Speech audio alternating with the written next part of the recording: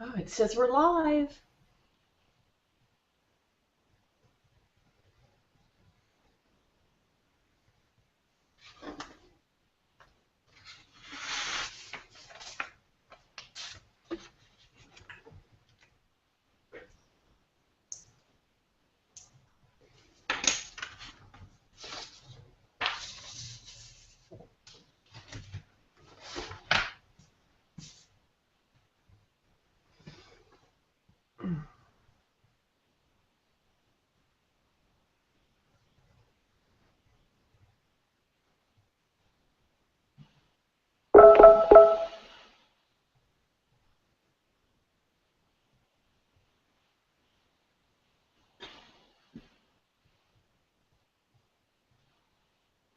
I think that we may be live.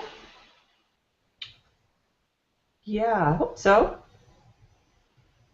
All right. Well, I think I'm going to begin then. I would like to say good afternoon and welcome to everyone to this WonkComms webinar. My name is Melissa Julian. I'm the Communications Manager at the European Centre for Development Policy Management, ECDPM. We are a think and do tank focused on linking policy and practice in international cooperation, particularly between Europe and Africa. WonkComms, as many of you I'm sure know, is a global network of think tank communications people that also includes journalists and NGOs. And the group is sharing ideas and experiences on how to communicate research. ECDPM is happy to host this webinar today on storytelling for research communications. And we're very pleased to have with us today Karen Dietz. She's the author of a great new book called Business Storytelling for Dummies and the curator of the JustStoryIt.com website. We have about 2 hours now, up until 5 p.m. Central European time, to discuss storytelling and research communications with Karen. She'll talk to us about how storytelling is a key aspect of communications that depicts how our values are embodied in our work in order to build relationships and with the goal of compelling people to action, which I think is what most of us want our communications to do. There's going to be plenty of time for questions and discussions with Karen on how to create stories for research and data that transform our information into the ability to take action, and how to practically apply some of the tools to our own think tank's work. So please send us your questions through the Google Hangout or through Twitter using the WonkComms hashtag. My colleague Clem Silverman, he'll be passing these questions on to us and to Karen throughout the discussion.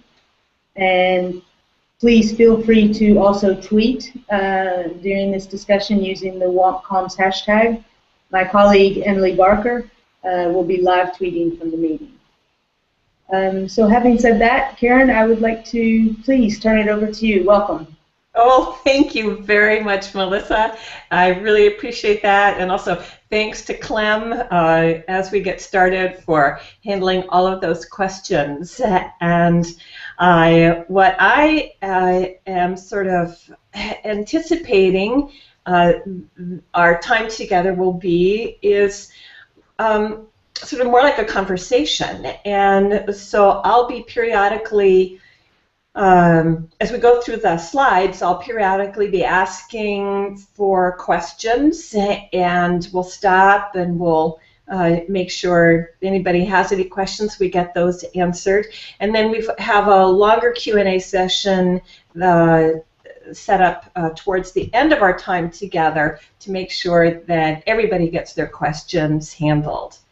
And so I'm just so pleased to be here. I've so enjoyed preparing for this webinar.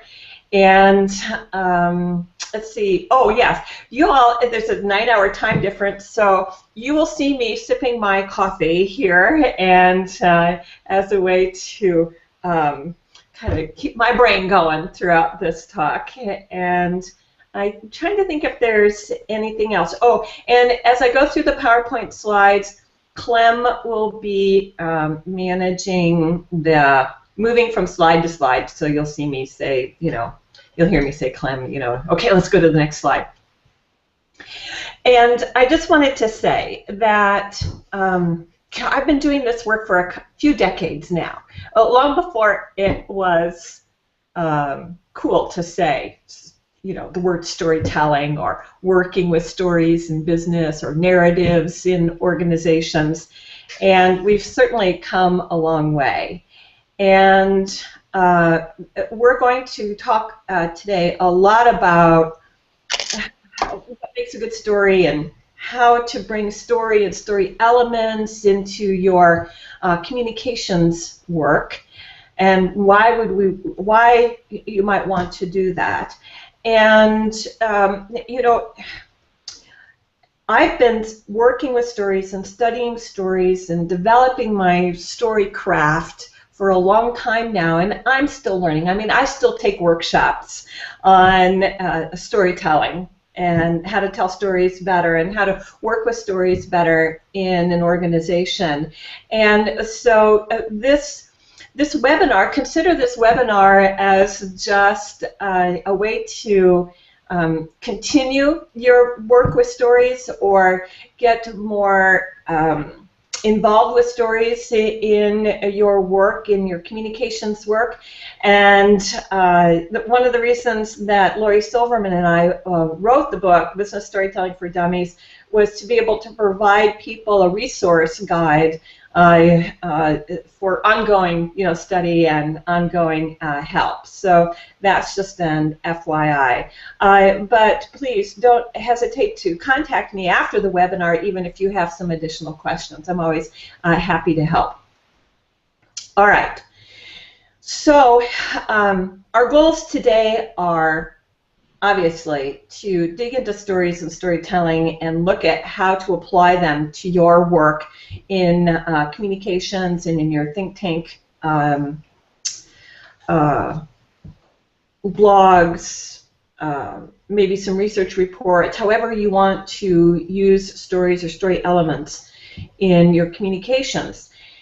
I will say right off the bat that each organization learns to apply stories and storytelling in its own way that works for them. So we'll go over some general principles, and then we can talk about your particular situation and kick around some ideas about how it might work or how it might be applied to your particular organization and your particular culture, your particular needs. So let's get the conversation started a little bit now, and I would love to hear from you what you want to receive out of our 2 hours together. Like, what do you want to walk away with? What do you want to know about stories in order for you to be effective in your work once the webinar ends? So if you could put that in the chat box and let us know, then I can speak directly to some of those needs and expectations. Make sure that we've covered some of the things that you might want to make sure that you have by the time we're done today. So go ahead and just put that in the chat box. Normally I think I'd be able to see the people who are in the webinar, but I'm just seeing Melissa and myself. So so we'll use the chat box to help us there. So Clem, are people, do we have some responses coming in? Hello everyone, my name is Clem Silverman. I'm the Communications Officer here at ECDPM. You should be able to see at the moment the PowerPoint presentation on screen, and we have enabled the question and answer box on the Hangout. I don't know if you can see it on the live stream, but there should be a comment box at the bottom in order to place your comments. But also you'll be able to use the hashtag WonkComms on Twitter as well to send in questions, and my colleague is fielding anything coming in from Twitter. So we'll let you know as soon as we get any questions coming in. But I would suggest if you just would like to go ahead with this presentation, and I'll come in and let you know when we get any messages. Well, okay. So perhaps I could come in, Karen. Sure. I mean, I think having spoken to colleagues before, I think one of the things that we would be expecting today is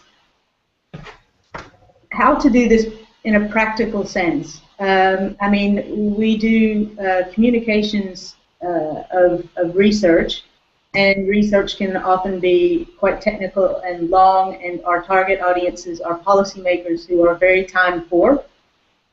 And so our challenge in communications is how to get their attention very quickly and lead them to our research.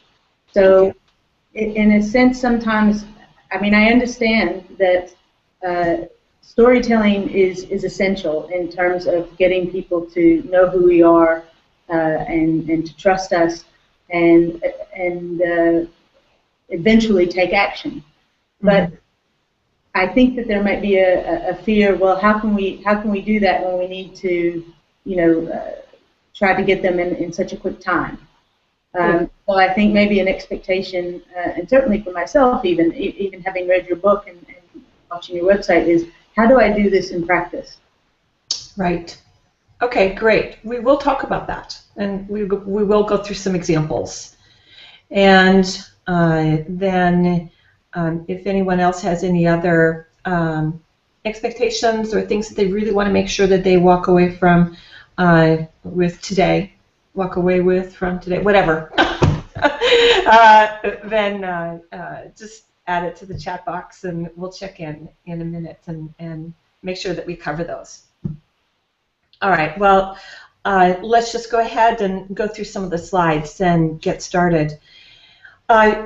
One thing that I want to say right up front is how much I dislike the word storytelling. And I wish there was a better word we could use. Narrative doesn't quite work. But one of the reasons that I dislike the word storytelling is because it conjures up a picture in our minds of someone standing in front of a group and telling people things, just telling. And what storytelling is really all about is making a connection and sharing back and forth. And the other reason I think that I dislike the word storytelling is just based on personal experience. So I have a doctorate in folklore. That's sort of like anthropology. And I would go to parties, people say, oh, they ask you what you do, and I say, oh, I'm a folklorist, and they say, oh, you're a storyteller. And I go, no, I'm not a storyteller, because that's a picture in my mind of somebody standing up in front of a group and telling a story like a fairy tale or a myth or something. I go, no, I'm not a storyteller. I may collect stories, I may analyze stories, I may study stories, I may preserve stories, I may document stories, but I'm not a storyteller.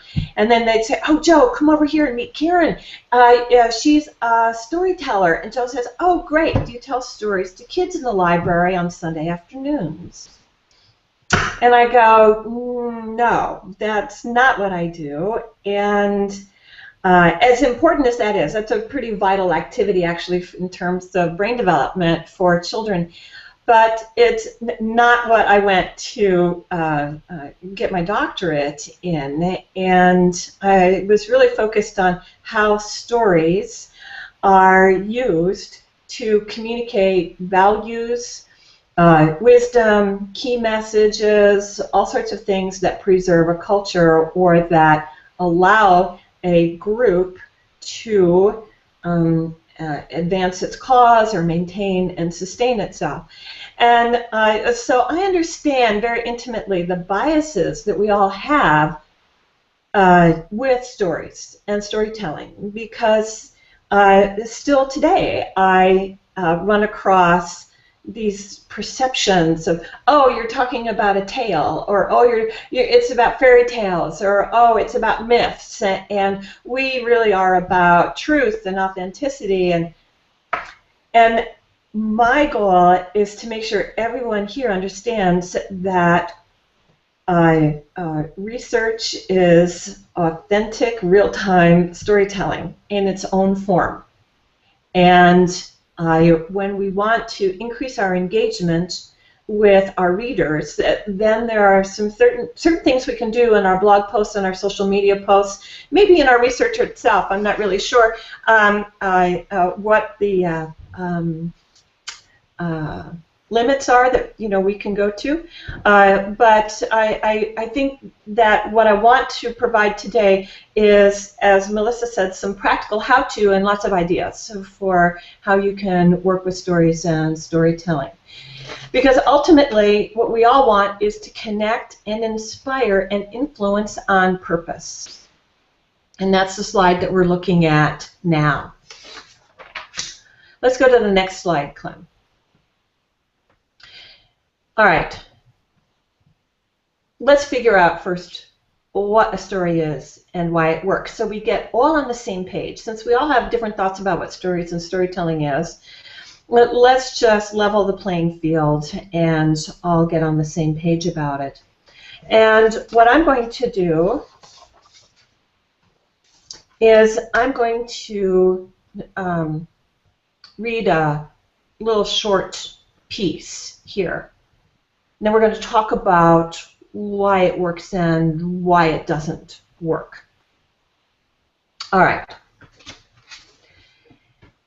Imagine that it's your job to fight disease that has plagued humanity for over 3,000 years.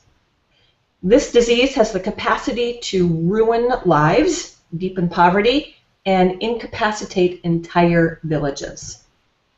More than 3.5 million people in Asia and Africa alone are infected, and, oh, by the way, there is no cure.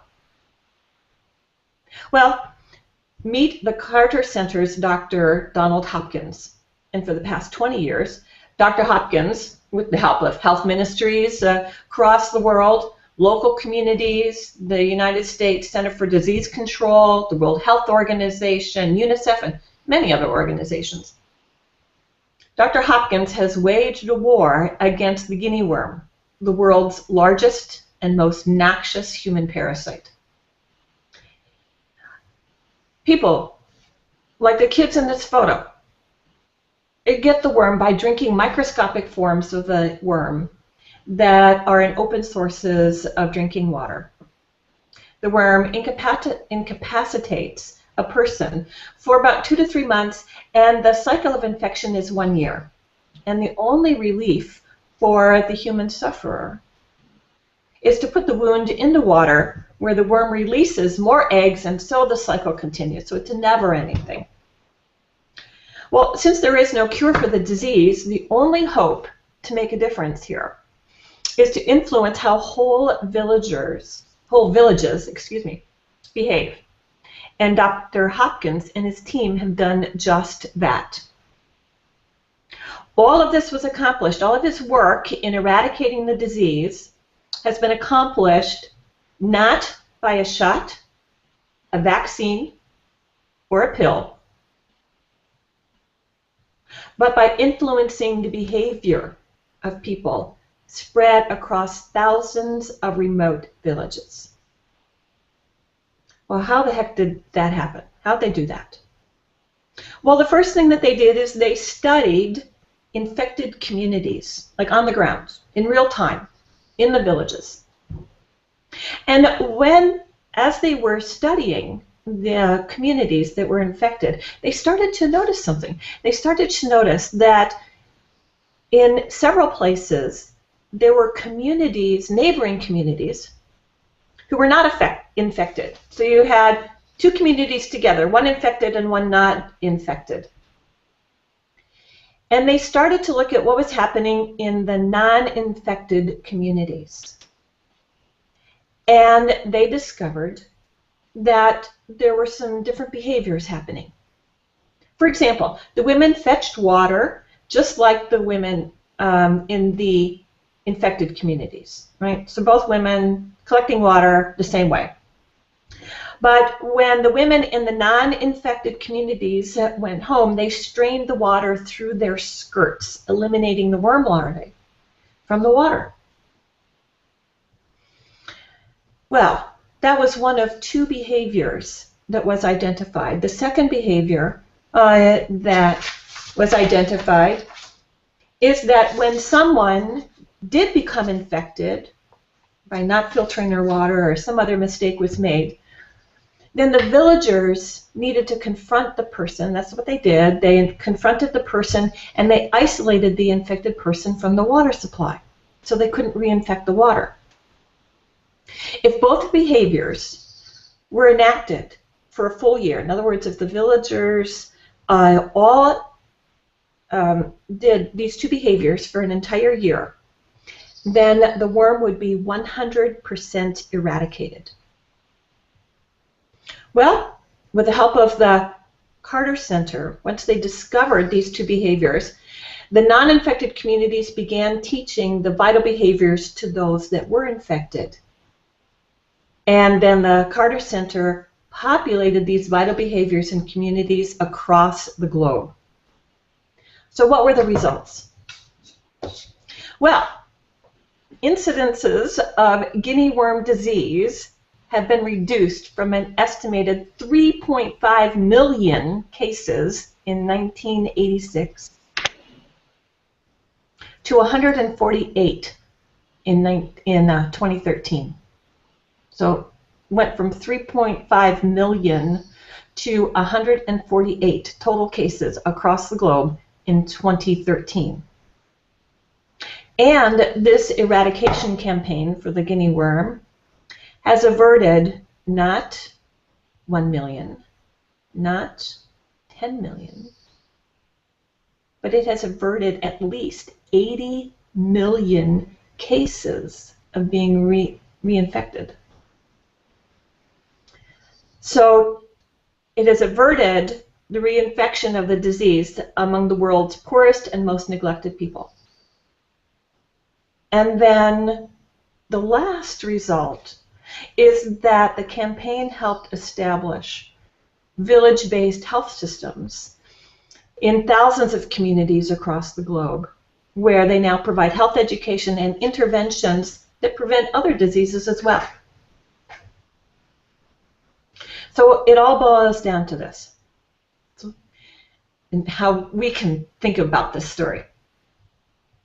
By identifying and leveraging two vital behaviors, amazing things were allowed to happen.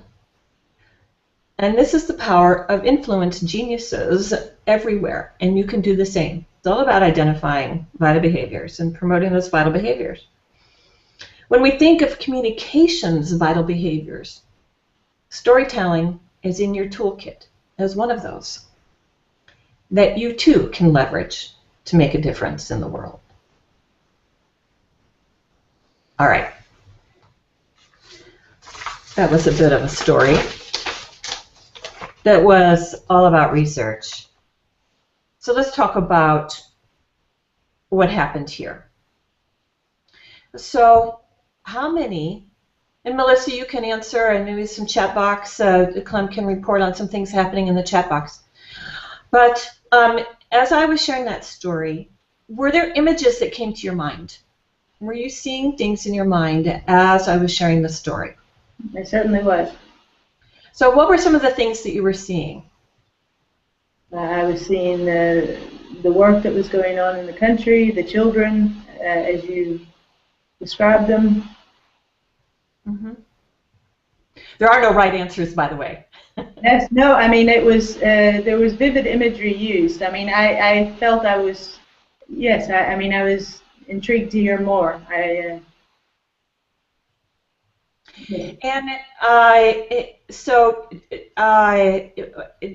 did you see a specific village come to mind?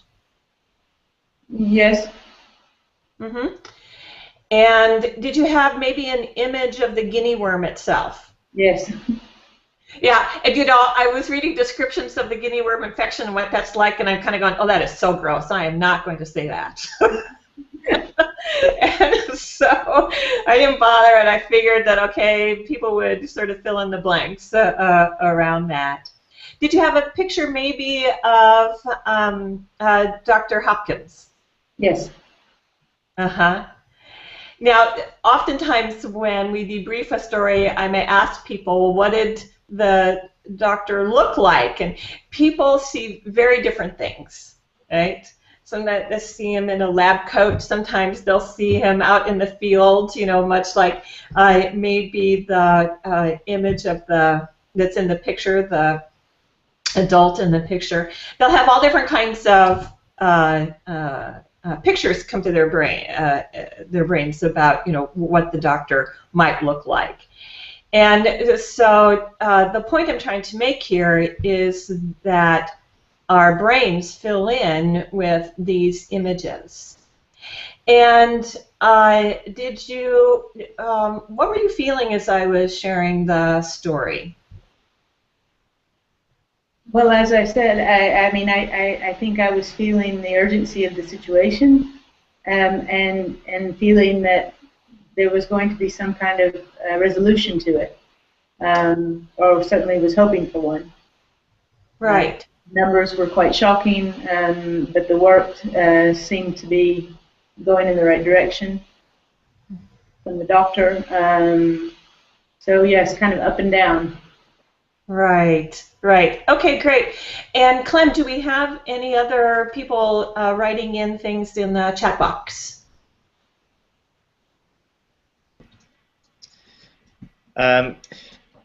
Currently, nothing in the question and answer box. We do have one question which has come in on Twitter, but it's unrelated to this story at the moment. One thing just to notice is that people might be 1 or 2 minutes behind the actual live chat, just because of the nature of the processing and the way that it's being broadcast. Right. But I'll flag up things as they come in. Okay, great. Don't hesitate to interrupt me either, Clem, and that's not a problem. All right. All right, so to get back to the story, and I want to ask you, Melissa, how did you feel by the end of the story? I was happy that there had been a solution to the problem. Mm-hmm. Right. And so there was a resolution, and you in some way felt good. Yes. Right. Now, oftentimes, you know, in business, what we want to do is not only do we want to share a story, but we want to somehow inspire people to take action. Right? Now, the way I shared this story, I figured, well, what would I want to put at the end, because we're here in a webinar talking about stories and storytelling. And so I go, well, I think the key message here for me and for everyone here is that if the part of the story is about identifying those vital behaviors, and then if we promote those vital behaviors, change can happen. Some amazing things can happen. And so story is a vital behavior in the communications arena. And so you too can take stories, take what you know about stories, take story elements, all of which we'll talk about in a few minutes, and bring those into your toolkit, and perhaps become even more effective than you already are by using stories and story elements. And so that was my suggestion, my sort of soft suggestion, you know, for maybe ways you could think about the story, and maybe that will spark ideas about how you can bring stories into your work. And so that was the action step. You know, what I didn't do is say, and now take these next 3 steps, and you two can, you know, have some sort of a different experience. I just sort of soft-pedaled it. But it was there. It was a part of the story. So anything else you want to share with me about your experience of that story? Well, from my side, I mean, indeed, I heard the call to action. I actually wasn't sure that it was part of the story, but now that I know that that was the ending of your story, it's, yeah, very, very clear what the call to action is, and I can see how it relates to me as a communications person and how I can use storytelling to communicate some of the research that we're doing. Right. Now, we can't always do a call to action, but I like to put that in as a reminder that there might be times when we can, and we're not maybe thinking about being able to do that, but we can do that. Now, I'm going to read you something else, and whenever you want, you can tell me to stop, right?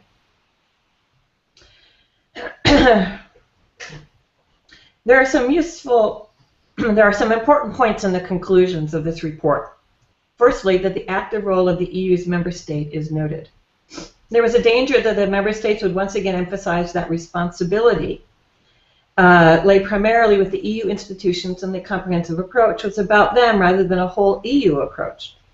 Confirmation that the fundamental principles enshrine the comprehensive approach, and you can raise your hand at any time, and the comprehensive approach to external conflict and crisis were relevant for the broad spectrum of EU, and external action was another noteworthy element. I think you can stop.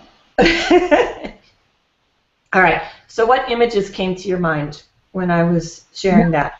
Not many. The EU building. Mm-hmm. Right. Any emotions? I was thinking very hard. Yeah, and I've heard this text before. I knew it was familiar when I asked, for those who are listening, I asked Melissa for an example of a communication that, you know, might use some maybe additional story or story element help, and she shared this with me. So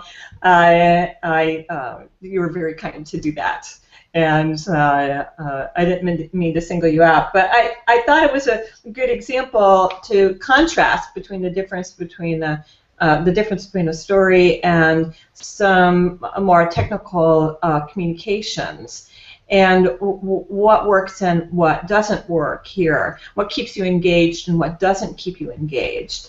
And one of the things that stories do for us, and the reason that I had a photo of these children and this aid worker here, was because stories help build empathy. And if we can focus in our written communications on building empathy, then we have a greater connection that can be realized between us and our readers. And as we go along today and we look at stories and story elements and what works and what doesn't work, we'll talk more about the empathy piece. We'll see how that actually happens. All right? Let's go to the next slide, Clem. All right, a picture of your brain on story. You know, for years, I've wanted neuroscientists, to take images of the brain as a person was telling a story and another person was listening to the story. I wanted them to do that simultaneously, right? Well, a few years ago, they finally did, and there's the link to the research. And this is what they found, is that when the storyteller is sharing a story, much like the story that I shared about the guinea worm, all areas of the brain are being lit up. Now, when they went and looked at the brain of the listener, they discovered, and go to the next slide, Clem. Yeah, that's perfect. They discovered that the exact same areas of the brain in the listener were also lit up, and that the time it took between the storyteller's brain to light up in all those different areas and the listener's brain to light up in all those different areas was like a nanosecond, right? It was happening very, very quickly. So the brains became entrained very, very quickly. Now, there was one area in the listener's brain that was also lit up, and that was different than the storyteller's brain. And that one area of the brain was the area that was anticipating what was coming next. Right, so that makes sense. So what happens when we share a story is our brains are like these two folks right here. And so you have an immediate connection, but if you go to the next slide, this is your brain on data. And information, when we do information dumps or we present a ton of information to people, it only accesses the left side of their brain, which is a very narrow channel of communication. So what we want to do is expand our communication skills and abilities to include story so that we can connect with a whole larger area of the brain. And what I tease people when I work with them around stories, particularly senior executives who are very focused on the sort of giving left brain information, I say, but you know, storytelling is not only a whole brain activity, it's a whole body activity. And it's a whole body activity because we include sensory material in the story. So that people have experiences of what they can see, feel, hear, touch, and what have you. And the wonderful thing about stories is that as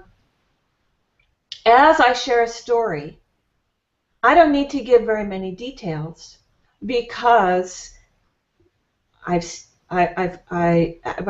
even just starting and sharing something as a story, your brain says, oh, okay, this is a story, and I don't have to share many details. Your brain will fill in the details. Just like Melissa was saying, I didn't give any details about what Dr. Hopkins looked like. She filled that in on her own.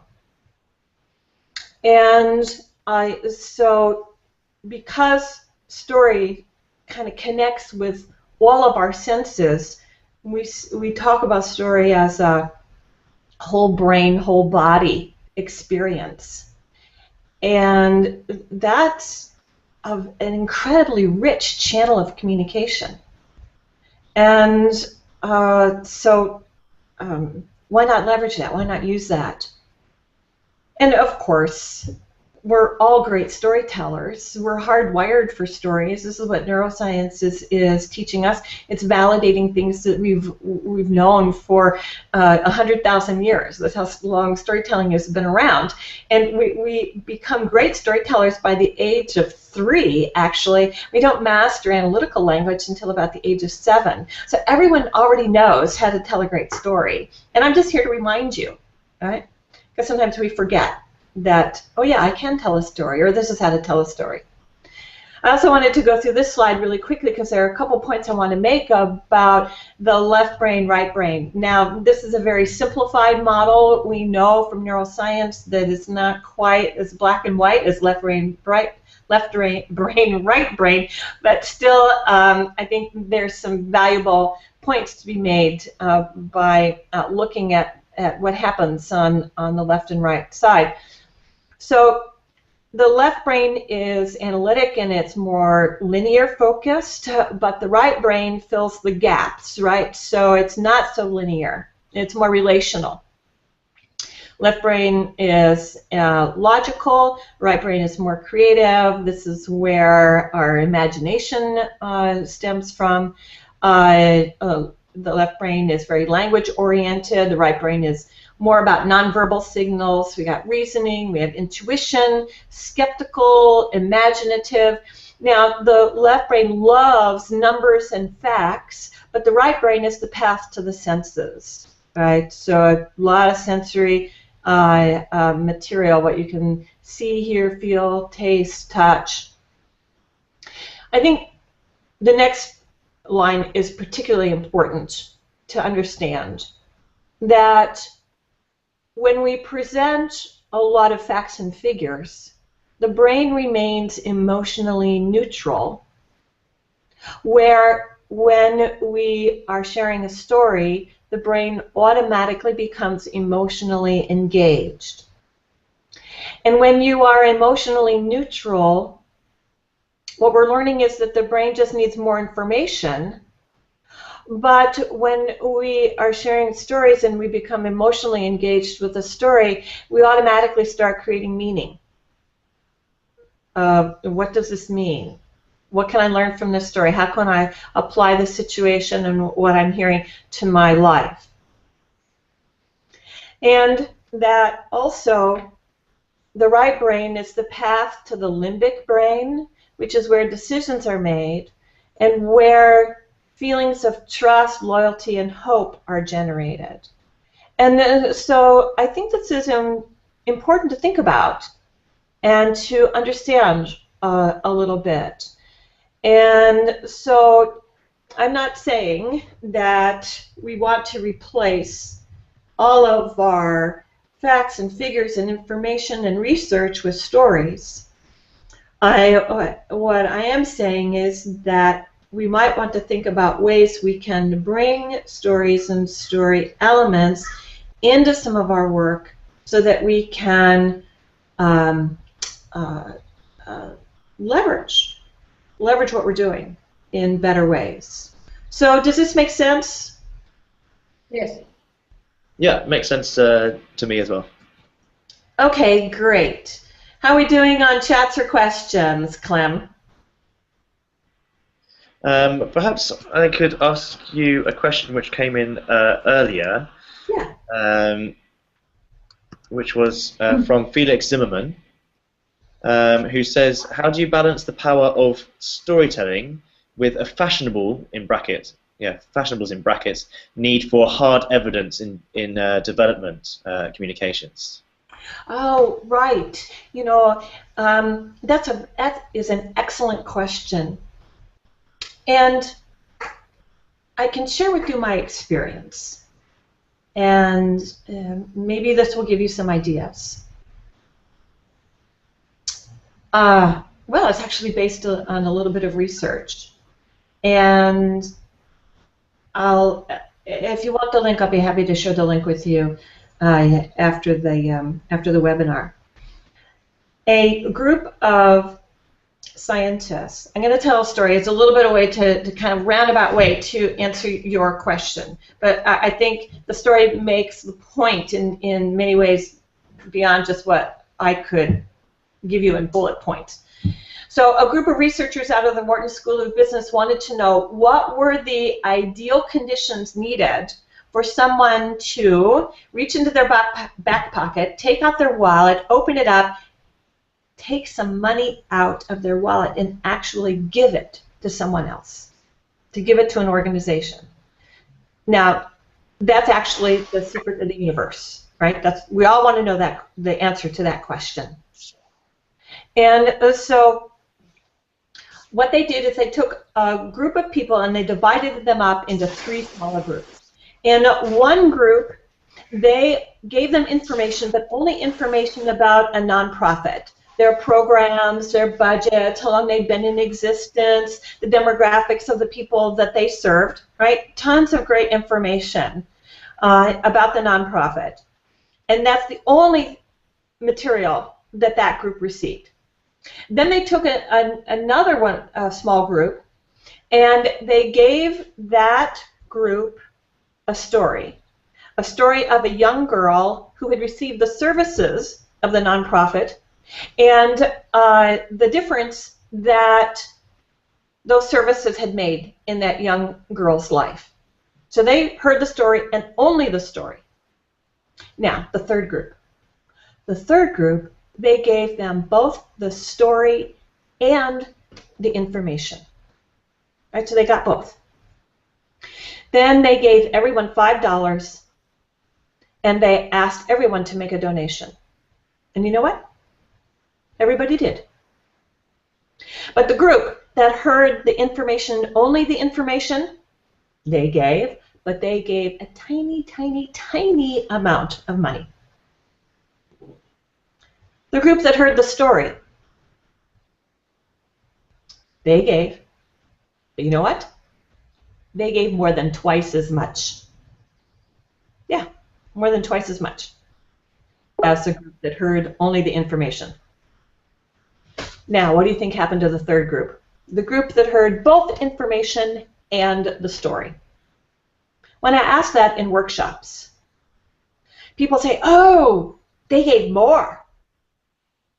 They gave more than the group that heard the information and the story.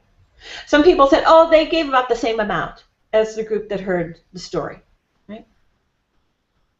So they either gave more than the group that heard the story, or they gave about the same amount. But here's what actually happened. They gave the exact same tiny, tiny, tiny amount as the group that heard only the information. You kind of go, what? That's crazy. How counterintuitive is that? It doesn't make any sense to us. Because we think, oh, information and story together, wow, that's a big win.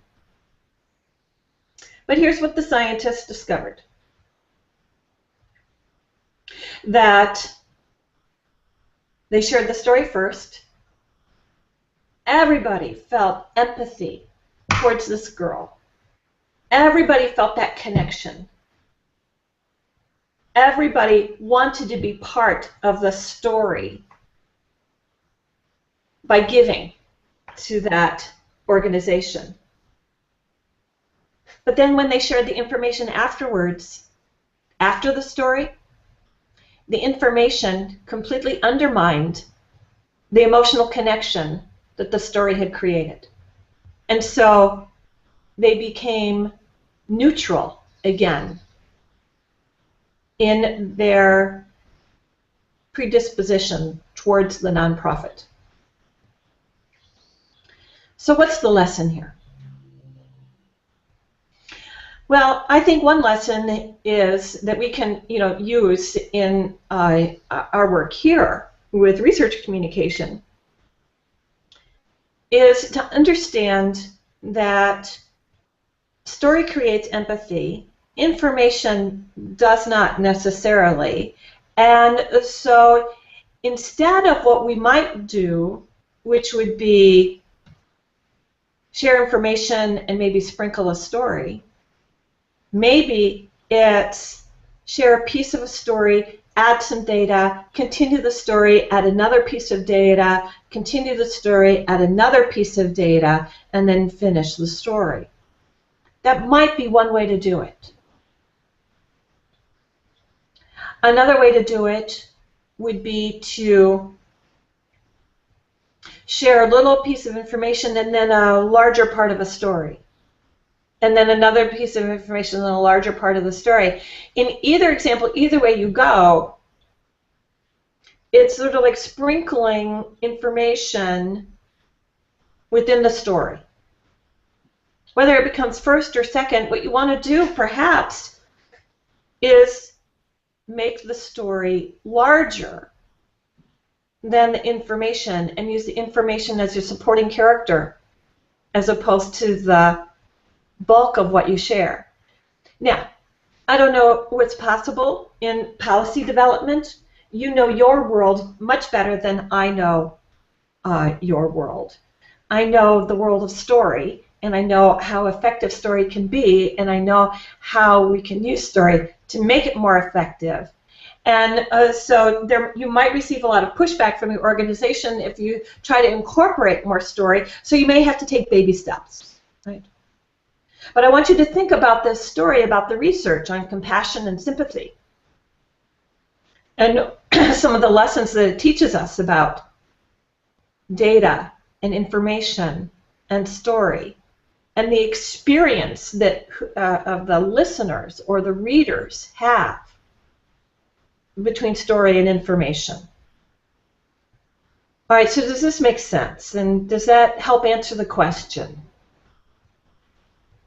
Yes, I think that makes sense. I would like to ask you a question myself about how to tell an institutional story, and where you might begin by creating an understanding of where your institution has come from by using storytelling techniques. Now, would you start by saying, in the beginning we were created in 1986, and then we were led on this journey and all these various trials happened, and we ended up here at the end where we are now? Or is there a kind of other techniques you can use in order to be able to tease out and educate people and help people understand exactly where you've come from and where you're going? Oh, that's a great question. And there are 4 buckets of stories that every organization needs to tell. And the first story that, not in any particular order, but one of the core stories, one of the out of that 4 buckets, is the story of how the organization got started, how the organization was founded, why it was founded, what challenge it was trying to and is trying to meet, right, in the marketplace, what need it was trying to solve, and then how that has emerged over the years, what's happened, right, since the founding. And the more people understand about the origins of the organization, then oftentimes they have a much better context for which to understand your communications. So very often that founding story gets boiled down into a mission statement or a vision statement. And too often what we do is we just give the mission or the vision statement and think that that's enough to build enough context, when actually if you take opportunities to periodically share why your organization exists, how it got founded, its challenges, what it's trying to do in the world, then that can be really important to help people understand and make a connection to your work. Since we opened up this box, this Pandora's box of what are the stories that you can tell, the other 3 buckets of stories, the second bucket, you have the founding stories, the first bucket. The second bucket are all your people and results stories. These are stories about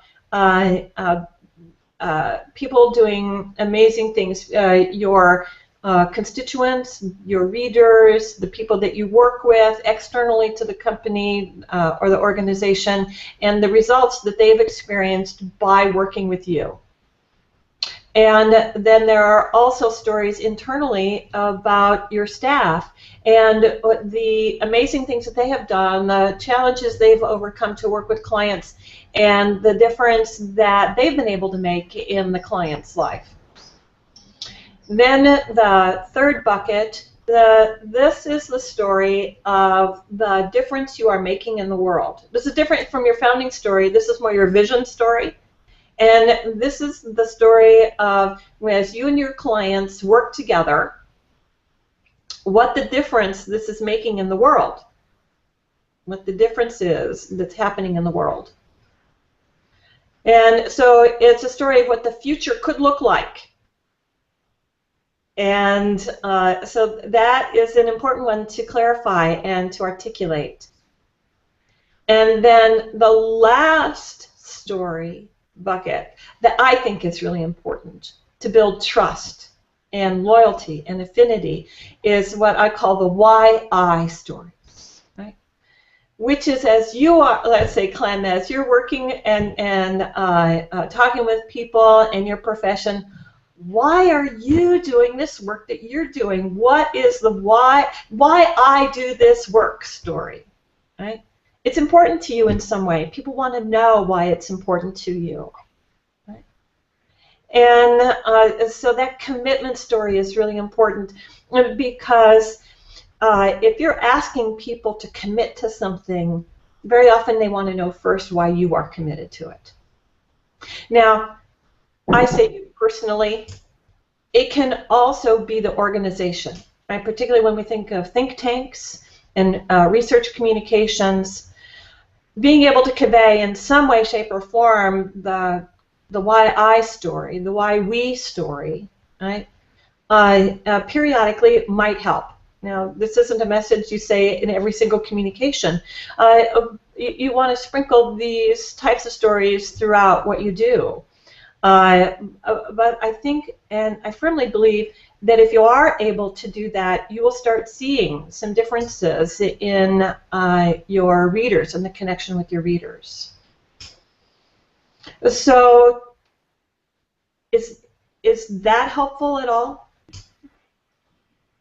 You can say no. Yeah, yes, I think it is.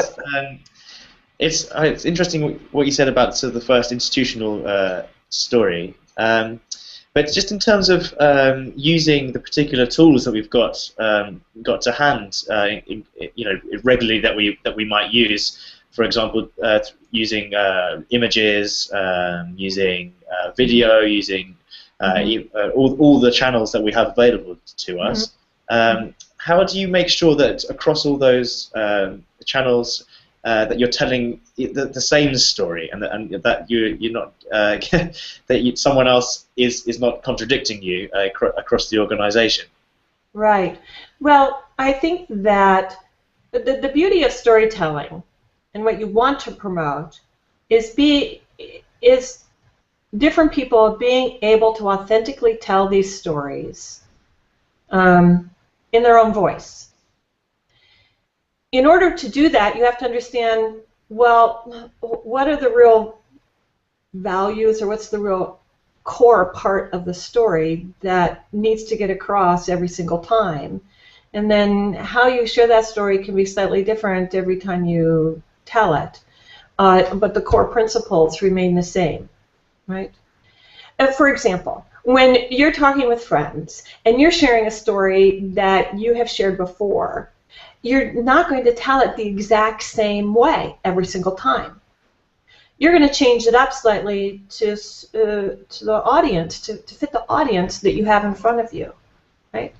And you may tell the story, again, a story you're familiar with, but because you're with a different group of friends, you might all of a sudden realize, wait, I've told this story in the past and I've emphasized this key message, right? The point of the story. But with this group, you know what?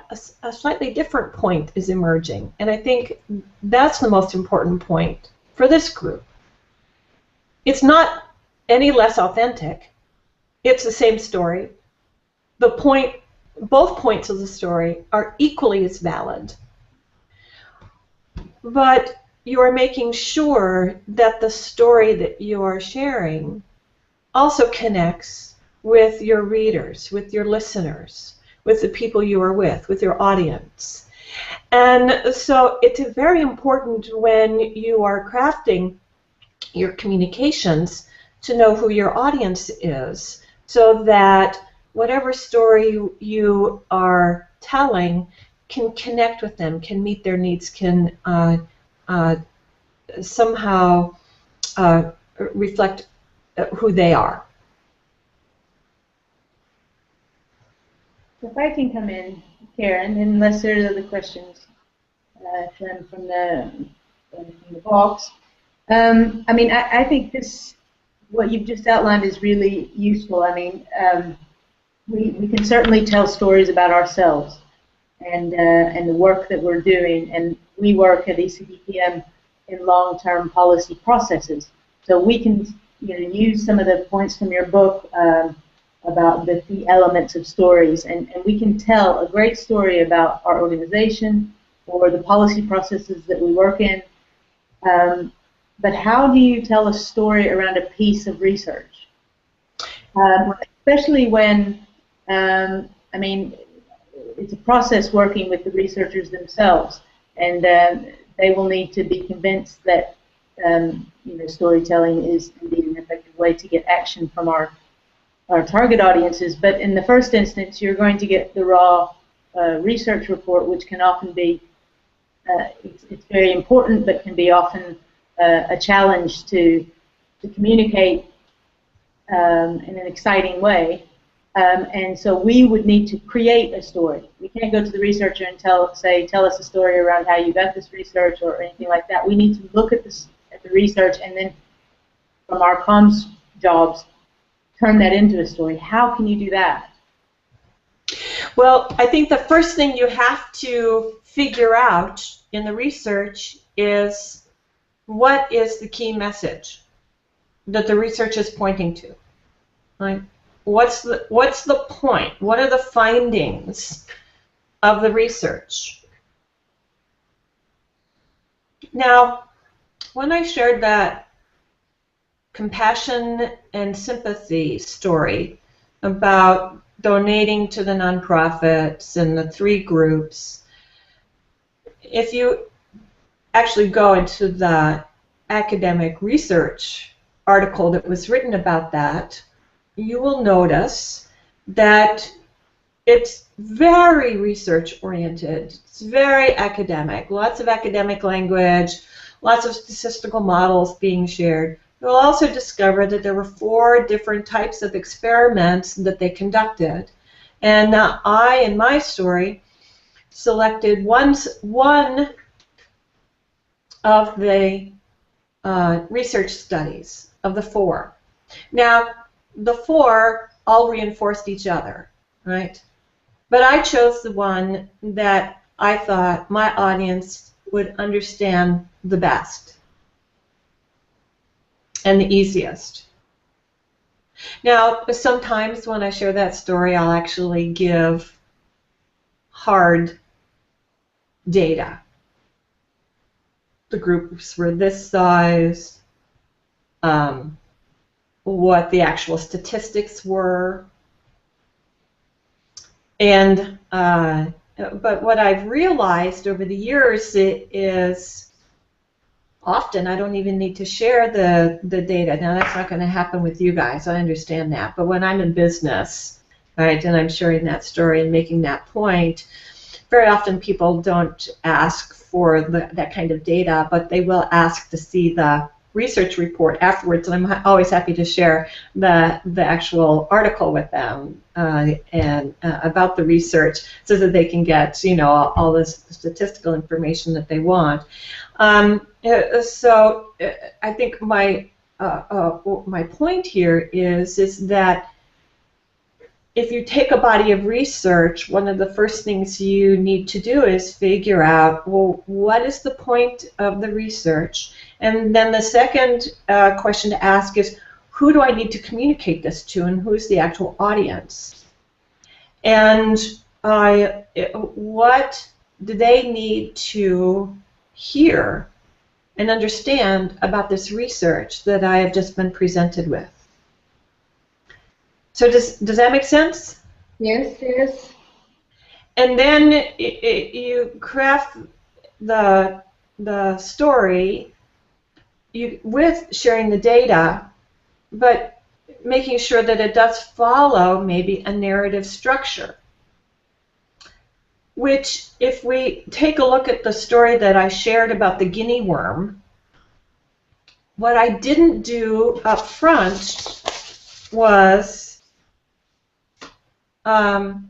give a lot of data about the guinea worm itself, how many people are infected in each village. On average, it's like 20 to 60% of a village's population gets infected. I didn't upfront share information about how many millions of cases we experience every year of guinea worm infections. I saved that for later. I did give that information, but I wrapped it in a different way. And so here are some elements that every story needs.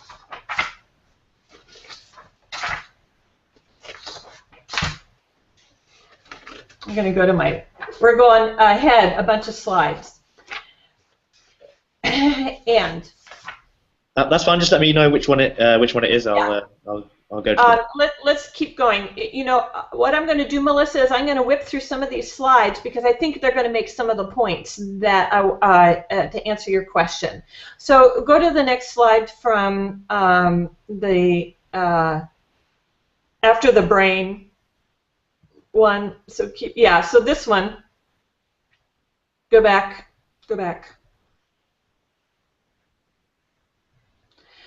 This is just an image of how stories, that minds meld together. And people, if you're sharing a story, they connect with your story, but ultimately what you want to do is get them to the point by sharing a story with your research where they say, I want my story to connect with your story. In other words, in some way, I get this research, I understand the issues involved, and I want to take some sort of action. I want to somehow be a part of the story that you're sharing and help make a difference. So keep going to the next slide. And when people hear stories, they typically feel more relaxed and safe. And keep going.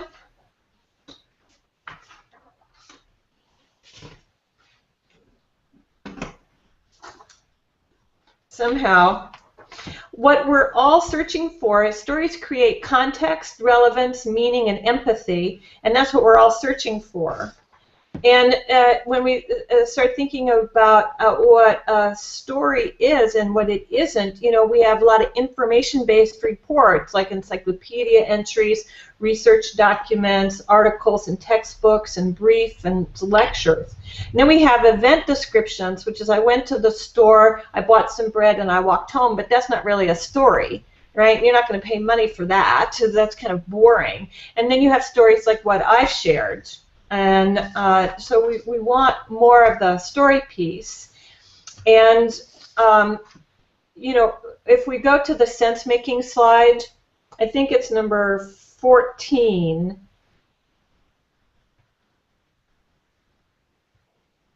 Right. We can see that there is a difference between making sense. A lot of research helps us make sense of a particular situation. And we do that by sharing data, illustrations, we have patterns and bars and, you know, values and correlations, all the things that, all those kinds of tools that we have available to us to help us make sense of something. But let's go to the next slide, which is meaning making. And stories help people make meaning of the information that you're presenting. So what does a story have to have? Well, first of all, it has to have characters. And this is identifiable characters. Now, the research on compassion and sympathy, the difference between the group that received only the information and the group that heard the story of a young girl is that there was an identifiable character in the story where the information did not have an identifiable character. So that you had a young girl. You could picture the young girl, right? Whatever picture came to your mind, right? You had an image of that. And you could relate to that one person. And research has shown that people do not connect as strongly, and they have less empathy for nameless, faceless organizations or nameless, faceless groups. And so making sure that there's an identifiable character that you can somehow bring into the story of the research, I think is really important. Now, in your work with think tanks, you are dealing with organizations, right, that work with policies. So it's going to be a challenge to find identifiable characters or to put names and faces to a group. You might not be able to do that all the time, but when you can, it will make a big difference in being able to connect more strongly with your readers. So, real people, real characters, real faces, it's really important. Could I ask a quick question just based on the characters? Yes. How often there is an identifiable character, because you're dealing, especially if you're dealing perhaps with development policy, often that can be quite emotive. We're dealing with people's lives ultimately at the end of the day. But a lot of the time within an organization, there is a lack of the culture of storytelling in that way. So whereas we as professionals, communication professionals, might understand the need to tell a story with character and be slightly emotive in order to communicate a piece of data or the bit of research. But do you have any experience in sort of within organizations to help sort of bring about a bit of change and to try and help people storytell in this way? Yes. Well, first of all, it's taking baby steps and doing what you can. You might not be able to share a complete story or to craft that research as a complete story, but you may be able to add storytelling elements into that, and we're going to talk about that in a minute.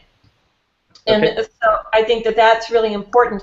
The other thing is that by my sharing some of the research about the neuroscience of storytelling, I found that when I'm able to share the neuroscience with the business folks who I meet who are skeptical, it makes a huge difference.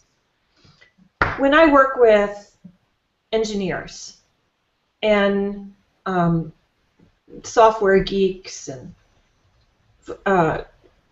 even academics,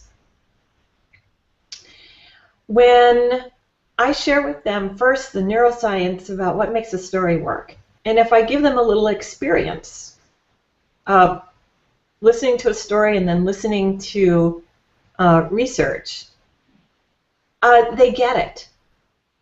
And then what I'm able to do in my workshops, because this is what people hire me to do, is I ask them to share a story. I ask them for, just a very simple story that anybody can tell. Then once they share that story, I actually lose control of the room because everybody's having such a good time sharing the stories they don't want to stop. Well, that makes my point for me. Right? So the neuroscience, being able to share the data with them is really important, but notice that every time I share the data, I share it as a story. I make a story out of it, right? And then I give them an experience, and that really helps. So you might have opportunities to do that yourself, and one of the reasons that we're recording this webinar is so you can go back and listen to it and take some of the neuroscience that I've shared with you here and use it yourself in helping to sort of like move the needle in your organization around being able to use stories and storytelling. And it will take time, right? So you're not going to get 100% acceptance like, oh yeah, wow, we've got to do it, right? But you definitely have to start, as you can, slipping story and story elements in as you can. And I think those baby steps will soon, you'll have success with those, and you'll be able to incorporate story in a more direct way. Okay, thank you. Yeah, I take away your point about the neuroscience. I did a piece of research myself into storytelling and the effects it has on the brain, and a lot of it is also to do with language, because we see and rhythm, and we see stroke victims being able to recover better when they have stories read to them. Yes. Because of the language parts of the brain, and also making the connections to various images. So when you're telling, exactly how you've described, when you're telling a story and certain images come to mind, that's what's firing off in your brain, and even in brains which have been damaged, you still see those connections being made. So it's very nice to be able to explain on a very basic level what happens to people when they're listening to stories. So hopefully within our research communications, we can try and make people understand that using elements of story can happen even on a subconscious level. So they actually engage more with the images and the story that you're trying to present, right, by the very aspect of you actually producing these images subconsciously. I think I put that right. Absolutely, absolutely. And when you're trying to get a point across about a population in another country, it's hard to build empathy for that other group of people unless you're able to share a story in some way or bring story into the communication mix. And again, we know from research that the more people are reading narratives and novels, then the more empathy they experience. So their empathy muscles, right, get bigger and stronger. And so it's another maybe way to think of your research is how, when you're sharing your research, can you build empathy? And so characters are important. Having a problem or a challenge and a resolution is really key. You have to have a beginning, middle, and an end, right? That's a requirement for the kinds of stories that we're talking about. Contrast is really important. Contrast between the past and the future, between the past and the present, and other kinds of contrast that you can bring in. Now, what is contrast? Well, it's the stark relief between hot and cold, between dark and light, right? And building contrast into your communications helps people stay connected to the material that you're sharing. And interestingly enough about the brain, when there's not enough contrast provided in a communication piece, then the brain doesn't know what to pay attention to, and it kind of skips over it. So contrast helps grab the brain and keep it paying attention. And so that's really important to know. We want to know that. Metaphors are incredibly important, and particularly when sharing research. Metaphors are a shorthand for making complex information simple. And what I really liked about the blog post that Melissa shared with me when we were preparing for the seminar is that within the blog post, the metaphor that began to be used was about making soup. And do you have the right ingredients? Did you add enough salt? You know, is it spicy enough to actually make a difference? And I thought, oh, no, that's brilliant. Right? And so using a metaphor can help people create an image in their minds about what the research is about. Yeah, we had a question actually sort of along those lines exactly, saying not every research has examples as vivid as the guinea worm story. So how do we storify things like lab experiences to and inspire some kind of sharing and action? So I think you've answered that question there quite nicely by finding a metaphor, for example. Yes, yes, yes. That was from Jane, by the way. Right, right, right. And sometimes, you know, in the research that I shared about the guinea worm, what I didn't do was, and I could have done it, was I could have spent a little bit more time talking about Dr. Hopkins, and why he became so committed to dealing with guinea worms, right? Particularly when there was no cure. I mean, now that's a story. There's a story there, just about Dr. Hopkins. Well, I could have woven pieces of that into the research that I shared as a way to, again, build empathy and have an identifiable character, right? I could have also refocused that research and just talked about a particular village. That's another way, as an example, right, of being able to build empathy. Or I could have built the story sharing it from the perspective of one of the healthcare workers who was doing the research, right, on the ground in the village. So I have different opportunities here for building empathy through character, and then also through metaphor, right? And so you have a couple devices that you can use. Yeah, I think you have some couple of slides on this, so I'll put them up Yes. right now. Karen, maybe you could say a bit more about using contrast and using, I think another one of the story elements in the book that you explain is conflict and struggle and challenge. Right.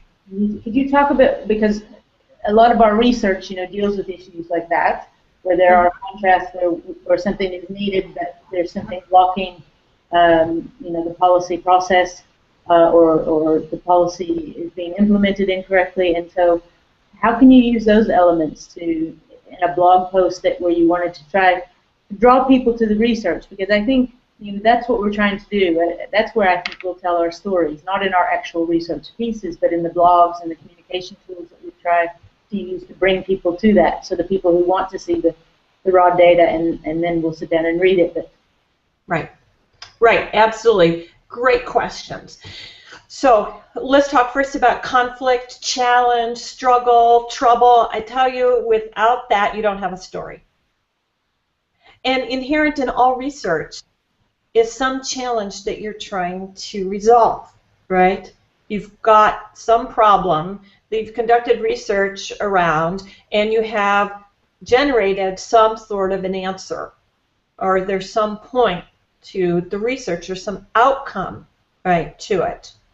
Sometimes it might be, oh, and by the way, we still need to do more research, but you learned something in the process, and the lesson is the point of the story, and then this is how you're taking that lesson and going into the next round of research. If there is not a problem or a challenge that is presented, then the brain doesn't know to pay attention again, and it'll go pass right over it.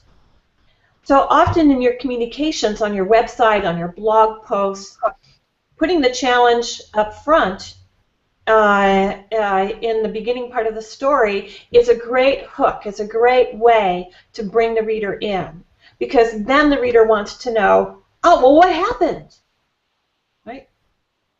And they'll read to the end of the story to figure out, to understand, well, how was that challenge met? Or what am I supposed to do now? Once I know what the challenge is, what is there for me to do? So that's really important. Now, contrast. Contrast, as we said, is key. And when I shared the research on sympathy and compassion, I built contrast in. This is what I didn't do. I didn't say, hey, there was a group of researchers and they took a group of people and they, you know, broke them up into groups and here's what they did. I emphasized that I said, all right, this group of researchers wanted to know one of the secrets to the universe, right? How to have people open up their wallet and actually give somebody else money, right? So I highlighted that as a challenge. And then I said they took a large group of people and they broke them up into 3 smaller groups. So I'm making emphasis on the 3 groups and providing contrast between the large group and the 3 smaller groups. And then I said, well, the first group they did this, and the second group they did this, and the third group they did this. And every time I shared about the group, I built contrast in. I said, this group only did this. The second group only had that. And the third group, you know what happened then? Oh, this is what happened to them. And so then I built contrast in terms of the amount of money that everybody generated. And so you just go on and you build these contrasting elements in. You don't make it sort of like vanilla bland land. You want to heighten some of these differences between groups, between research findings, between different experiences that people have with the research. And I think as we go on, I've got another example that we can look at. And so let's see. The other thing that I made sure we had in all the stories that I shared was what I call the language of the senses, which is LOTS, L-O-T-S, the language of the senses. We want lots of lots. So there's another kind of story that I share when I'm working with organizations where I give sort of little pieces of sensory material so that people can hear and see things and taste things. So I trigger. That's what I do. I'm sorry, I forgot the word. I embed little triggers in the story. So when I'm sharing this story, I'll say, oh, there was this beggar who was sitting next to a coffee shop in Paris, a coffee and pastry shop, and there was a bell above the door. All right, so people, when I debrief the story, they're always saying, oh, yes, I heard the bell. I say it's a spring day, the kind of spring day where it's you can smell the new grass, but there's still that chill in the air. So people are able to experience that. Now, you're not going to be able to do that kind of sensory load into your research in the ways that I do when I share that story, but I bet you can in little bits and pieces.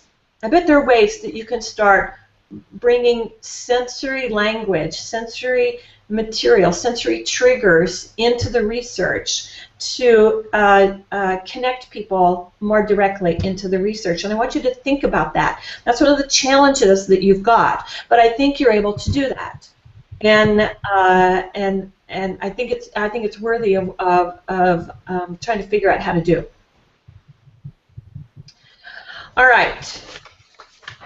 You know, let's go on to, there's a nonprofit example with in the slides. Clem, I think it's slide 19.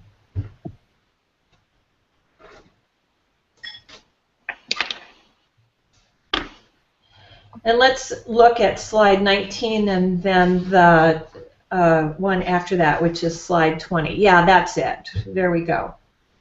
So this is a very short story that I took from a nonprofit's annual report, where they're reporting on their programs, their activities, the research they conducted over the year. And this is one of the constituents that they served.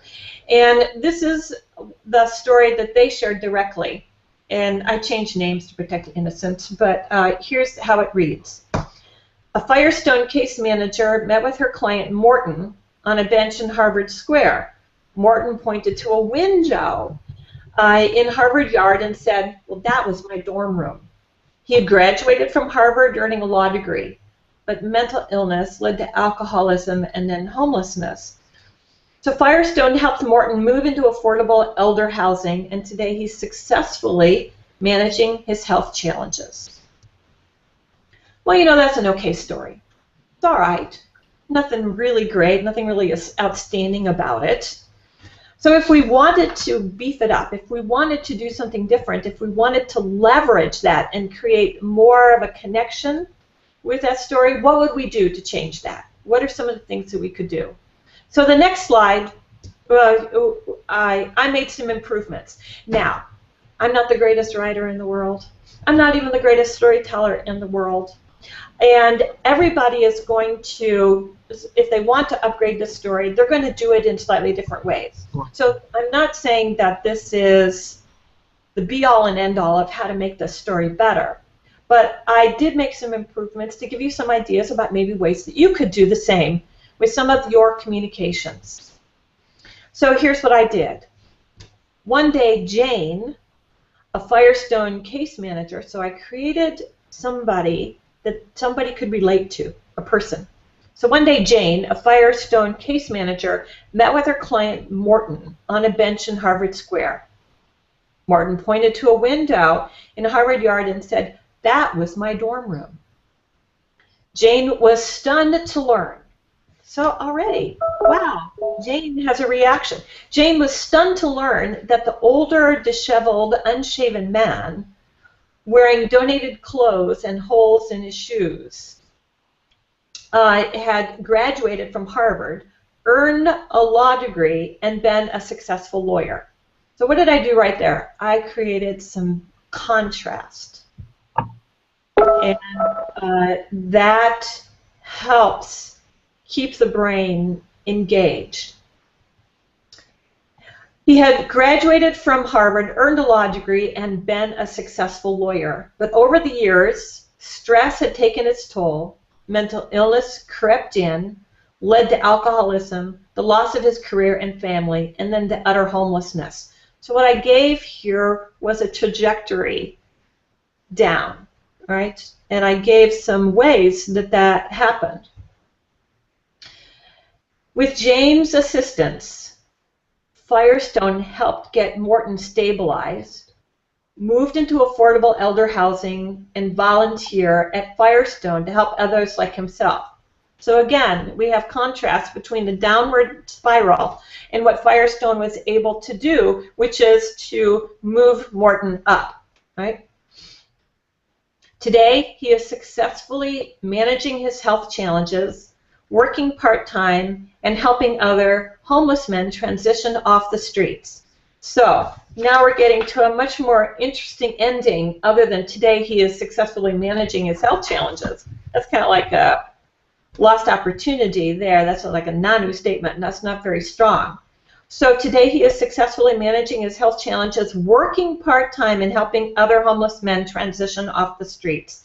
And then we have some words in Morton's own voice to build empathy again and to close it and to bring a point to the story, which is, without Firestone, Morton says, I'd be lost or dead. I certainly wouldn't be able to help others like I do. I get to pay it forward every day now. All right. So, again, you might handle that differently. You might craft it differently. And in fact, I'm sure if you were sharing research, you would.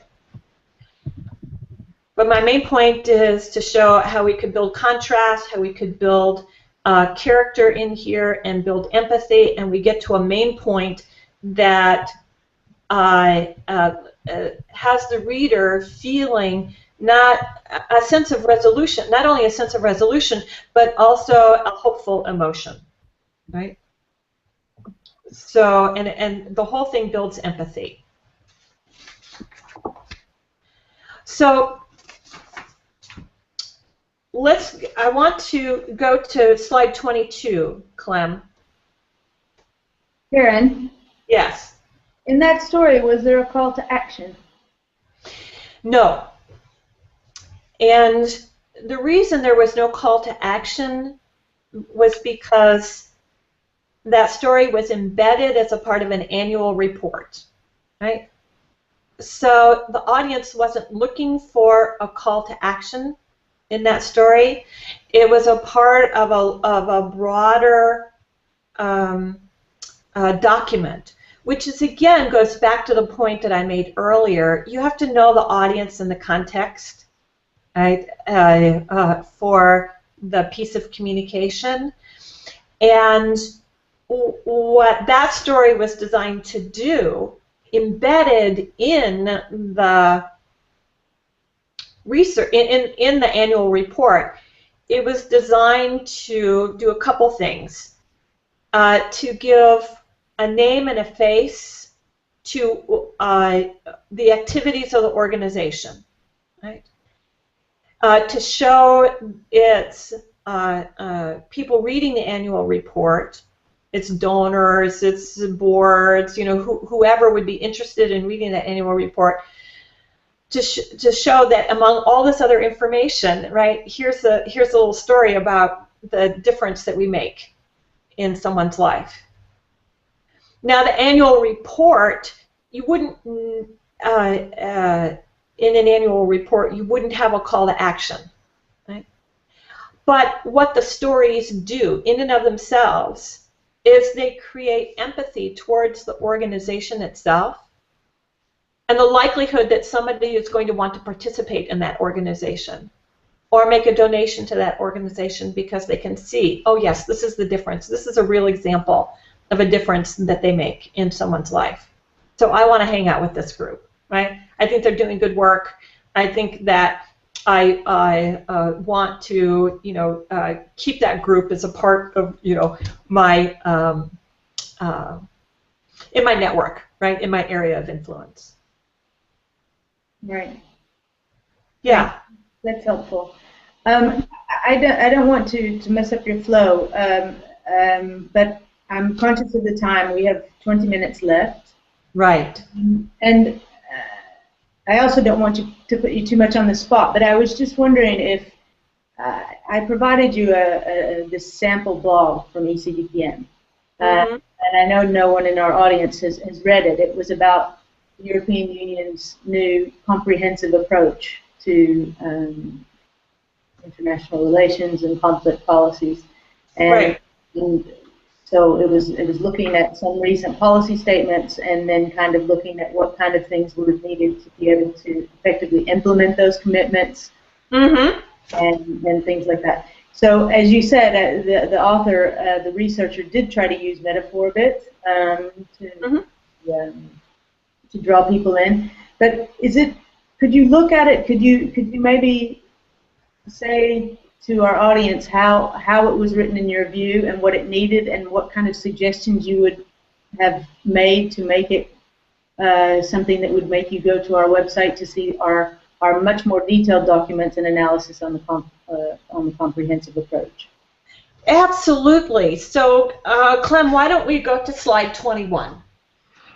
Yep, just give me a second. 21. Okay. Here we are. So the blog posting was actually, you know, when I printed it off, it was 4 pages. And so this is what happened for me when I started to read the blog. And now this goes back to the point about the audience and who the blog is, the audience that the blog posting was designed for.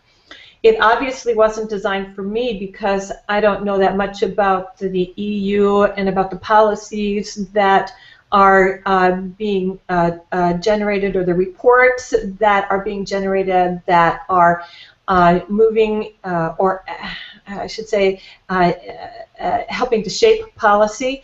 And so when I read it, I had to read it several times and then go onto the web to do some research to understand, oh, okay, these are the different organizations, this is who they are, this is what they're doing. And so that, if you were trying to write this blog post for the general public, then there would be a lot more that you would need to do to the post. If you are targeting a particular audience who's already in the know about who these organizations are and what the issues are, then the blog post was actually fine in many ways. If you wanted to up the engagement factor of the blog for that particular audience that it's targeted to, then there are a couple ways that you could have approached that blog. And one way is to, as you see here, I have highlighted the two organizations and then the metaphor that I was starting to be used. And there might have been ways that you could have created a stronger identifiable character with each one of these organizations by adding maybe some pictures of some people that make up these organizations. And so that's just a suggestion, because anytime the brain sees people and their faces, we kind of lock on. And so that is something maybe to consider. Well, can I just come in for a second, because that's an important point, especially for us at ECDPM. I mean, we're trying to communicate our external work, but a lot of what we do is behind the scenes. I think much like what some other organizations that are watching today do. So we do a lot of work by Chatham House rule. You know, we don't mention names, we don't show people and things like that. So sometimes organizations have to be nameless and faceless. How do you get around that challenge? How do you make the European External Action Service a character instead of just an organization? Well, I think I understand the challenge, and in some ways I don't think that there are easy answers to these, but maybe some ideas will pop through. If well, you see what I did on the blog post on my slide is we have the image that was shared on the blog post, which is the first one, right? Which is sort of an image of a flag flying over the ocean. And then the bottom one is a group of people that I know are leaders in the EU, right? And obviously I'm not going to find people that make up the EEAS, right? Or the EU's Foreign Affairs Council. But maybe I can find an image of EU leaders that these organizations impact, right? Or that these leaders who these organizations somehow connect with. And so I searched for what I thought would be, okay, people that are recognizable that somebody could relate to. Now, also, this blog post was about the Ukraine, not necessarily specifically the Ukraine, but the blog post framed the reports by mentioning the Ukraine in the very beginning. If ever there was a time when the EU needs to be more comprehensive and coherent in its international action, it is now, and not just in response to the crisis in the Ukraine. So you could have shared a photo of protesters in the Ukraine, right, as a way to draw people in, right, with real people. Oh, okay, these reports might help us understand what we need to do with the Ukraine and other conflicts, right, around the globe as they're happening. So those are some maybe ideas of ways to create that connection by sharing images of people. And I don't know what would have been possible, Melissa, but is any of that helpful? No, all those suggestions are very helpful. Thank you. All right. The other thing that you might want to, anybody might want to think about as they're writing these kinds of blog posts, there are two ways to maybe start out. First of all, I liked the first sentence. I thought that was good. Another way to start out the blog post, or another way to craft the next sentence after you share that first one that draws people in, is to say, imagine blah, blah, blah. So you give people an image of a future desired state. Imagine what would happen if a comprehensive approach was taken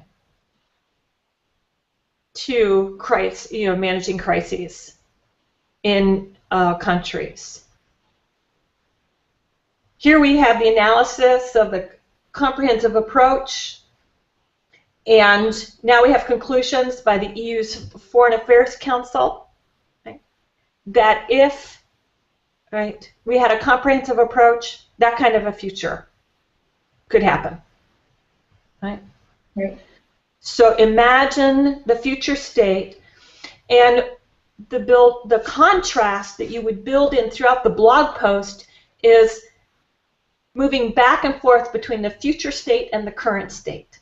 This is what it is today, but this is what could happen in the future. This is the current state, but this is what could happen in the future. This is what life could be like. This is what our policy, the impact of our policy, if we paid attention to the policy and the research that we have generated, that shows blah, blah, blah, and this is what it would look like. So that imagine if, and then go back and forth between the current state and the future state. So that's one way to construct a blog post like this. The other way is to start with the problem or the challenge, right?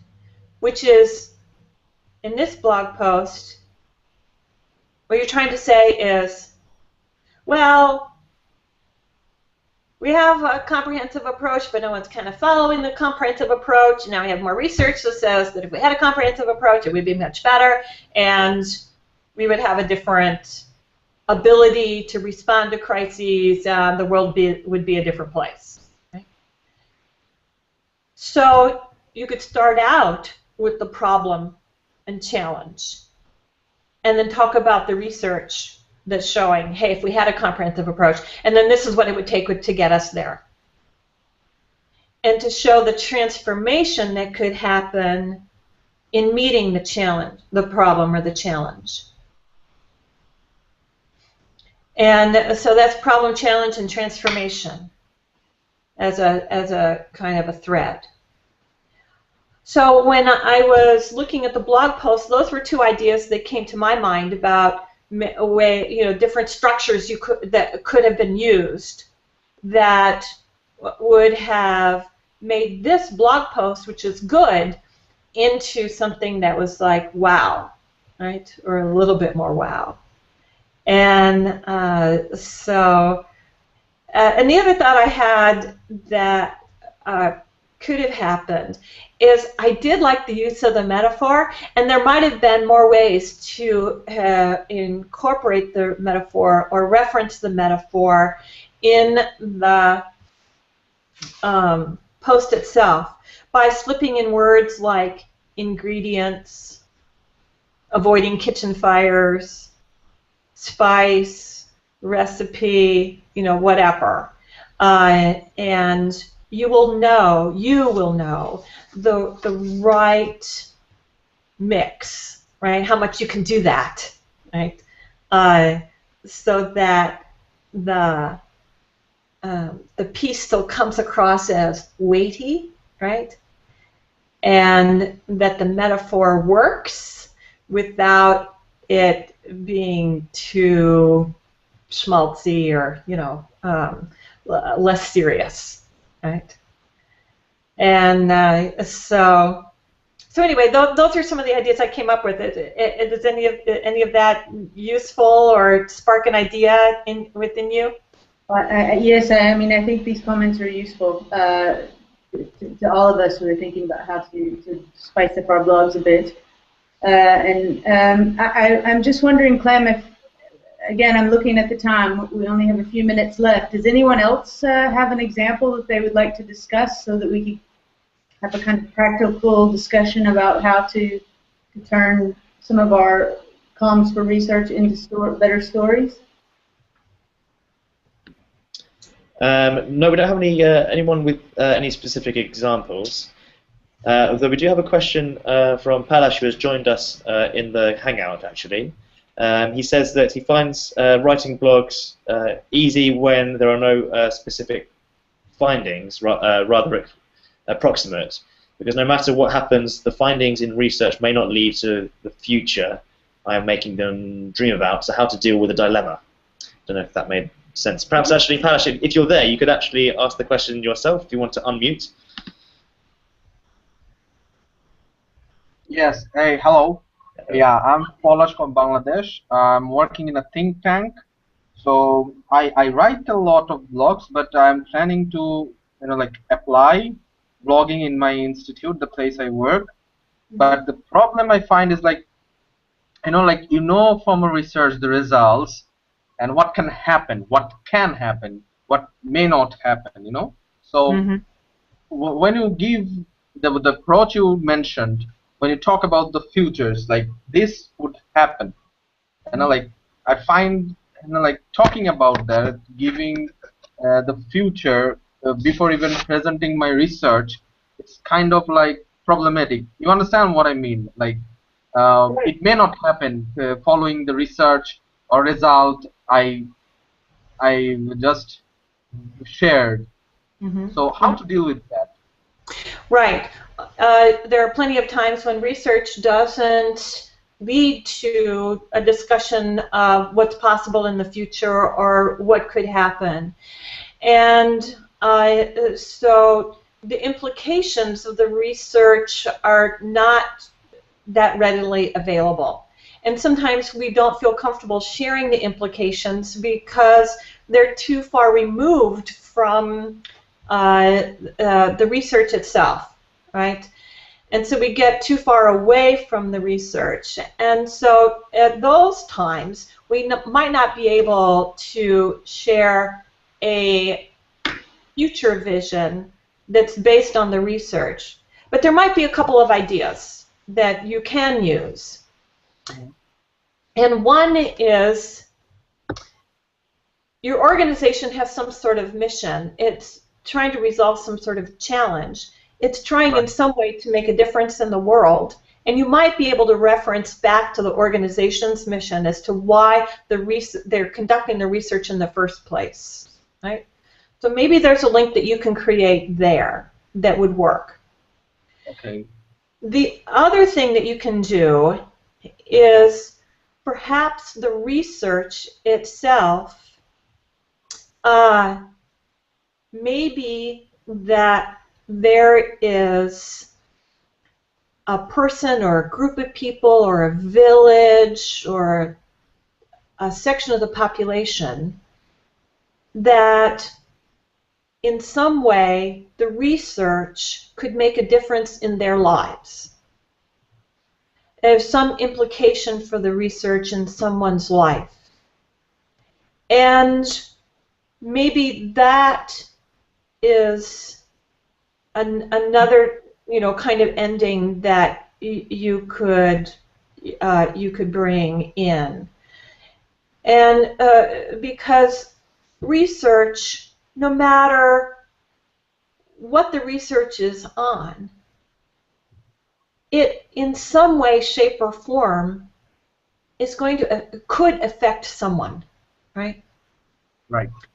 And so that's what we always want to try to understand and bring out in the reporting of the research, is how it is going to impact someone or some group or some country, some neighborhood, some village, somebody, right? And so maybe that's a way also to do that. Karen? Yes. Well, Yeah, go ahead, Melissa. yes, so sorry, just a minute, I've lost my screen. No, Palesh, I hope you're happy with that answer. I don't know if you wanted to add anything else. No, I'm cool. Yeah, Okay. that was a good thing. Like, well, you can, like we do surveys, we just experiment with a group of people sometimes as well. So that can help. Like when you're putting in blogs or in stories, that can help to like reflect what may happen in future. Right, right, right. And I was reading some of the blogs on WonkComm's site and ran across one on long-form storytelling, and clicked through to some of the examples that were shared. And the Century Foundation had, and their website had a great story that they were sharing about Baltimore housing and a mobility program there. And I think that is sort of like when we're talking about research and programs, that's a great story. I mean, that's like a full-blown story, and we might not be able to do that kind of storytelling to the extent that the Century Foundation did in this particular example. But it's something that is can sort of point the way for us. And in the slides that are remaining, we won't go over them, but there is a slide. I want to talk about two ways to incorporate ideas, and I give two different story structures, and that's on slide 22. And yeah, that one. And where you can create a whole blog as a story and use that first kind of diagram to do that.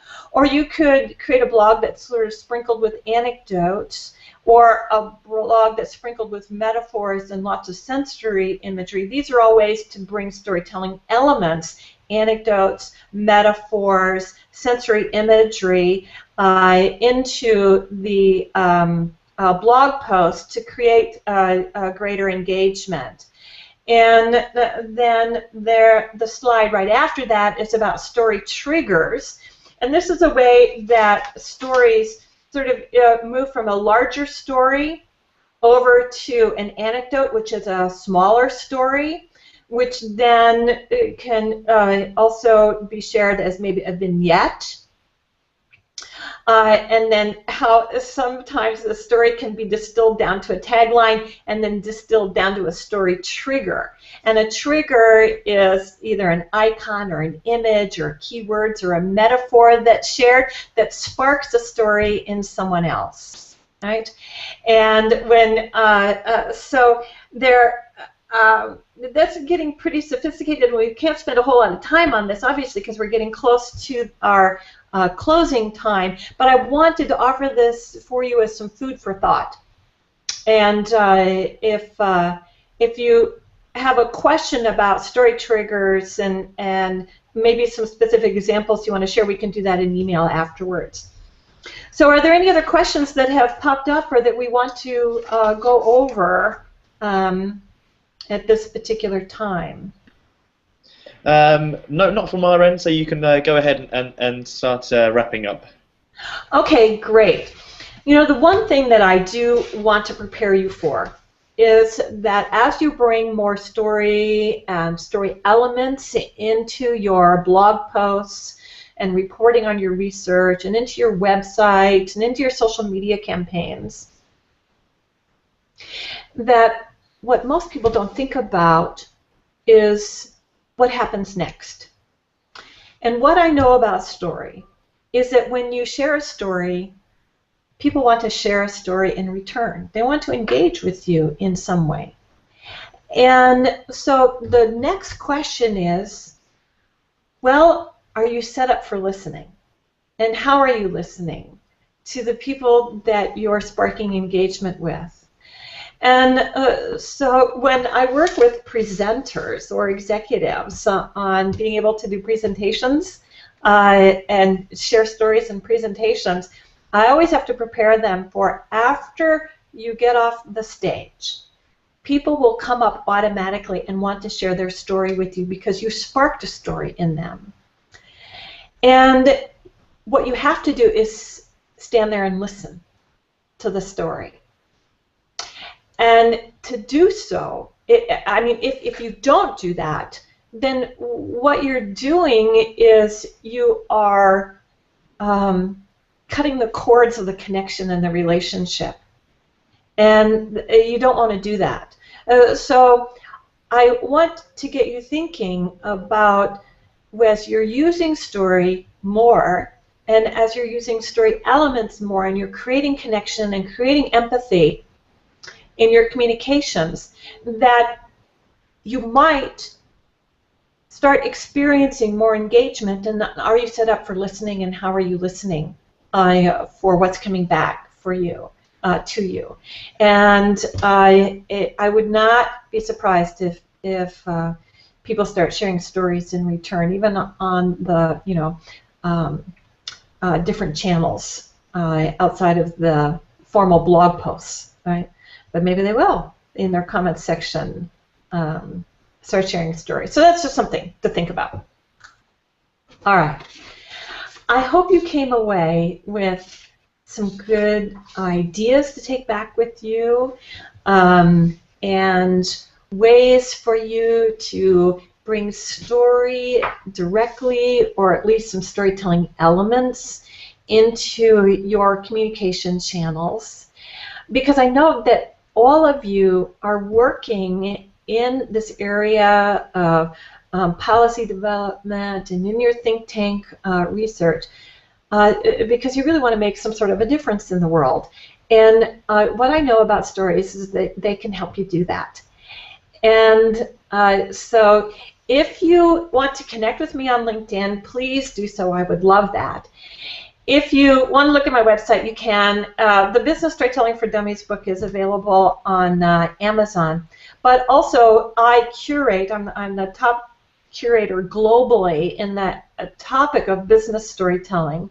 And I find articles around the web that I think are the best around storytelling and communication. And I write a little review of the ones that I like the best, and then I post it into this platform on Scoop.it. And it's all free. You can follow it and get the latest, greatest material that I find. And so please join me there. That would be great. If you need some help, contact me and send me an email or contact me through LinkedIn. I'm happy to help. And I wish you all the best in bringing story more and more into your communications, because I just know it can make a huge difference for you. And I really thank you for the opportunity to talk with you today, and hopefully you're walking away with some good stuff. Right. Thank you very much, Karen, and thanks very much for giving us the time to speak to us today. I mean, all the points you made, I was certainly going to say. I would suggest that everyone in research comms read your book. I found it very helpful in what I'm doing, and I thank you for elaborating some of these points today for us.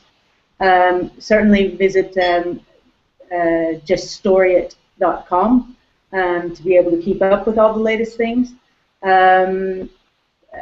Contact Karen. Indeed, I think that she can help you in trying to storify some of your reports and some of the things that you're working on. So please do contact her at deets.karen@gmail.com. Yeah, I would like to thank everyone else for attending today. The recording of this event will be put onto the website, so we are anticipating a lot more people will watch it, and we'll keep you posted on that. But definitely, please, anyone watching, share it with your networks. Use it within your organizations to build the case for story. And yes, then finally, I mean, I think we encourage everyone also to stay involved with the WonkComms network. Please contact us for blogs or events that you want to host here on the site. And yeah, just thank you again, Karen, for your time and for the information that you gave us. Thanks everyone for attending, and have a nice evening. Great. Enjoy. Bye-bye now. Bye-bye. Bye. Thank you very much.